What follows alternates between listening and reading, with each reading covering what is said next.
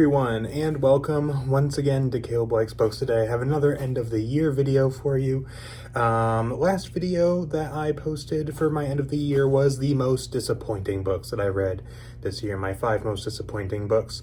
This one is kind of on the flip side of that a little bit. Not quite my favorites, that's going to be the next one, but this is kind of a partial favorites, because this is the 5 books that most impacted me this year. I did want to do a favorites list, but I also wanted to do something else that was a little bit different. And I read several books this year that really hit me on a deeper, more emotional level than the average book, even the average book that I would really enjoy did.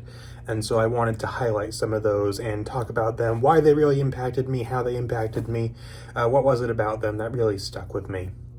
And so I thought that I would do that in this video. So here, and also, as I was putting this together, I decided that I am going to be limiting myself to only include each book in either this video or my favorites video. So even though most of these books, in fact, I say all of these books, are among my favorites that I read this year, they will not be appearing on my 10 favorites list, because I want to, have some uniqueness to each video. I don't want to be talking about the same book twice.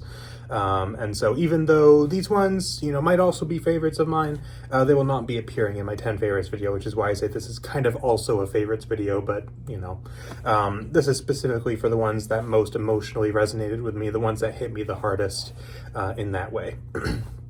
So I suppose we'll get right started. First things first, I have a Star Wars book that I want to talk about, which is The Unifying Force, the final book of the New Jedi Order series. This one is here mainly because it is the last book in the series. I've been working on the New Jedi Order for a few years now. I've been working on it really, really regularly since about January of last year, and I had read the first few books a little bit prior to that, but I started really getting into the series and reading it regularly starting in January of last year. And it has just been such a journey of mostly good to great books, a few that I didn't love as much, but mostly good to great books. And the way that this book wrapped the series up was so impressive to me. And really did impact me, because it was just such a wonderful resolution to the story. Brought everything together so nicely. It was, I can't envision a better ending to the series, even though it's not necessarily my favorite book in the series. It's probably in my top 5 or something like that, but it's not quite my favorite. But I feel like for the amount of books that James Luceno, who is a fantastic author, he had to wrap up in this book. He was wrapping up a 19-book series, and I think that, again, even though this wasn't necessarily my favorite book in the series, I cannot imagine a better way to wrap it up. It was just so satisfying, so emotionally, it really resonated with me in some ways. It really kind of made me feel a lot of feelings, really just felt like a good, really excellent, satisfying conclusion to the series, and also just the fact that I was done with the series. It's been such a long journey, and it was just very nice to have the series land so well. So that's why I include that one here. To switch gears a little bit, I'm gonna talk about a historical fiction book here, which is going to be Orphan Train, which is one that you guys might not be expecting, because I've actually never talked about this on the channel. This is one that actually my wife had to read for school, and because she's not as much of a big reader, we tend to read together and things like that. And so I read this along with her, and I was surprised by how much this book hit me. This is a book about kind of 2 stories. You have a present day story and a past story, which most of the book is kind of in the past. And it basically is about this girl, both in the present and in the past, who ended up in like the foster care system. And the past storyline is the one that really, hit me, because that's the majority of the book. And that is basically, her going home to home, having all these different experiences, and really struggling, and really kind of highlighting the difficulty of this kind of thing. This, about 100 years ago or so, And it just really hit me emotionally. It really resonated with me. It really kind of made me think a lot. It really was an interesting book because it was so different from what I usually read. But it was also really emotional and all that kind of thing. I really enjoyed reading it. It also kind of made me sad at some points. But I would say, even though this isn't necessarily one of my favorite books that I read this year, it is one of the ones that most heavily impacted me because I was, even though this wasn't necessarily like my book to read, like my wife was the one who had to read this for school, I was just going along with her. It actually really hit me hard, which was impressive, I think. So it was a very good book. I really enjoyed it. And it really did impact me quite a bit. To kind of go back to more of the usual for this channel, I actually have two Stephen King books to talk about here, which is interesting. I didn't limit myself in terms of authors, but I considered putting both of these on my favorites list, and before I made the rule of only one book, each book can only appear once, I did actually have one of these on my favorites list, but I decided not to, and they're on here for very different reasons. So the first one I'm going to talk about is going to be Revival. This one, I hate to not have this on my actual favorites list because I loved this book. And I would say of these Stephen King books I've read at this point, I have read 4 of them. And I would say of them, this is maybe my personal favorite because it just appeals to so many things that I enjoy. It has heavy religious themes, which I'm into. It has a somewhat Lovecraftian ending, which I'm super into, and all that kind of thing. Big character focus. So it's maybe my personal favorite, but it's not necessarily the best one I read this year, so I didn't include it on my actual favorites list. But anyway, but this one I think was one of the most impactful books I read this year for several reasons. First of all, kind of all the things that I just mentioned. So to go through those, the character work in here I think was excellent. It was basically just seeing the life of these two people, this ex-pastor and this person who starts the book as a kid and becomes an adult, and following both of them across their lives. And I think it was a very interesting journey to see these characters go on.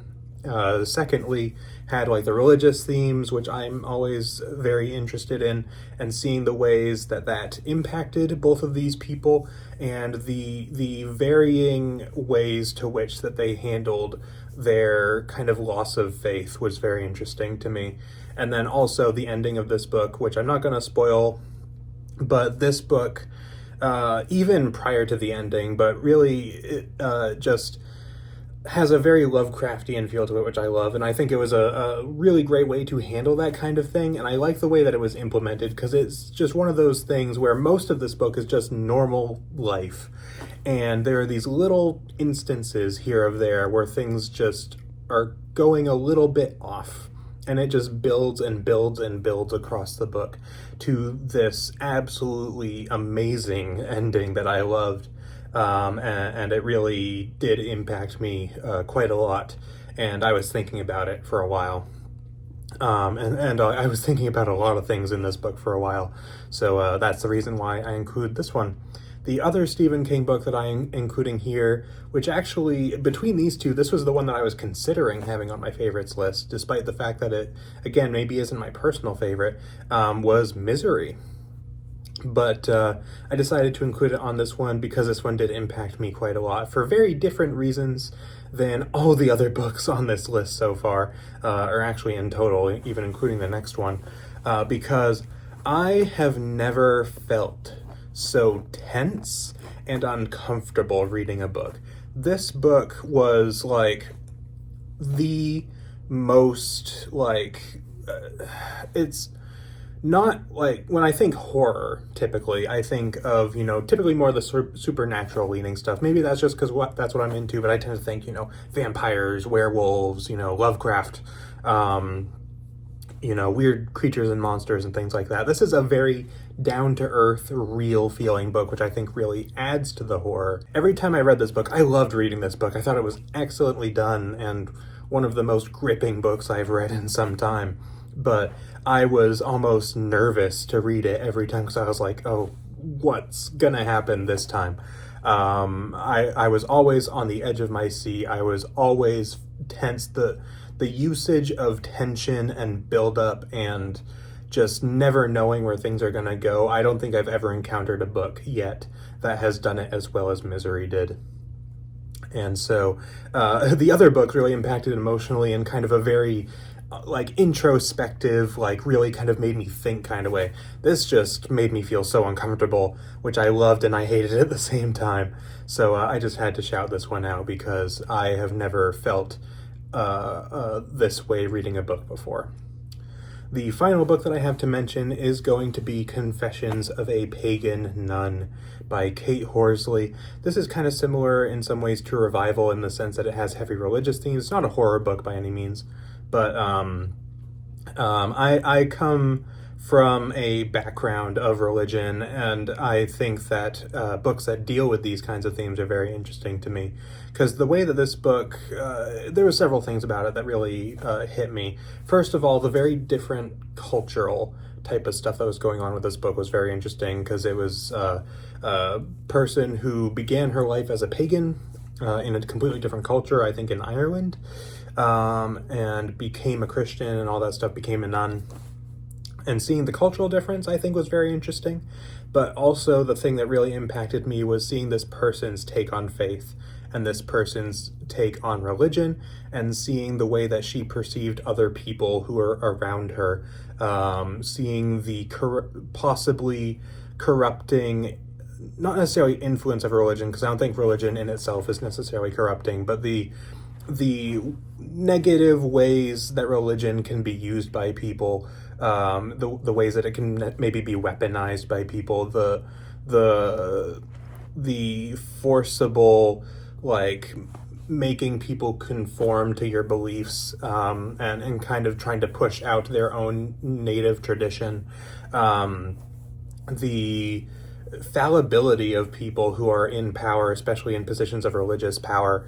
I just found all of this very interesting, very much resonated with me in terms of my own personal experience, and was very thought-provoking, very, this was, again, one of those books that I just thought about a lot as I was reading it and afterwards, and it really had a big impact on me, and I still think about it to this day, even though I read it like not 6 months ago, maybe like 4 or 5 months ago.